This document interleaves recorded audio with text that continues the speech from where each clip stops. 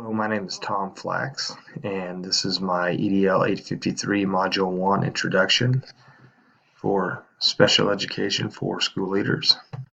A little bit about myself. I am a husband, dad, teacher, coach, and athletic director at Harrington Middle School and High School. I'm currently in my 6th year at Harrington and in my 14th year overall.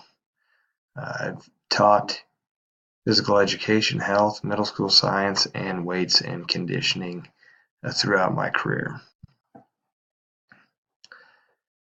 A critical reflection on how my school facilitates the use of appropriate content-based learning materials and learning strategies for students with special needs.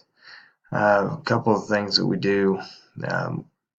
Each teacher will get snapshots of the IEPs for each student receiving services that they teach. That's for their specific class.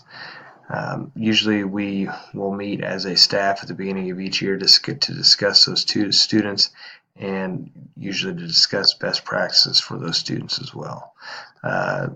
We rely on support staff to assist teachers on accommodations needed for each student. Some of the accommodations that I've used in the past are guided notes, modified homework, classwork, modified tests, separate settings for tests, and read aloud for tests as well. Critiquing my own non-use or use of the appropriate content-based learning materials and learning strategies for students with special needs. Usually I'd look at the snapshots of each student. I did rely a lot on support staff when it came to reminding me for test modifications for certain students. Teach several students with IEPs, and so that was a good thing that they were able to help me with just reminding me who needed what, and so they usually kept me on my toes there, on task there.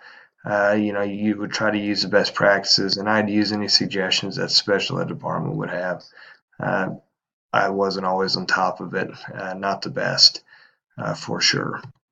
My plan would be to offer more training for teachers and support staff, offer additional support, and have additional collaboration time with special ed to discuss best practices and how to implement those best practices.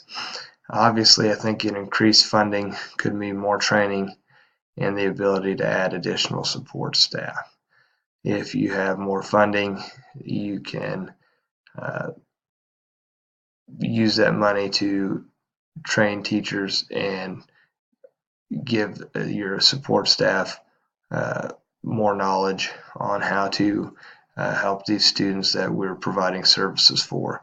If you decrease funding, or if funding stays the same, it would probably be doing it like we've done before, or just make do with how it always been done, which might not always be the best, and probably will not be the best for students and for teachers. I think the biggest thing that a lot of this, it does take money, but it also takes time, and I think in taking time, there's got to have the ability to put the time and effort into making this work. Thank you.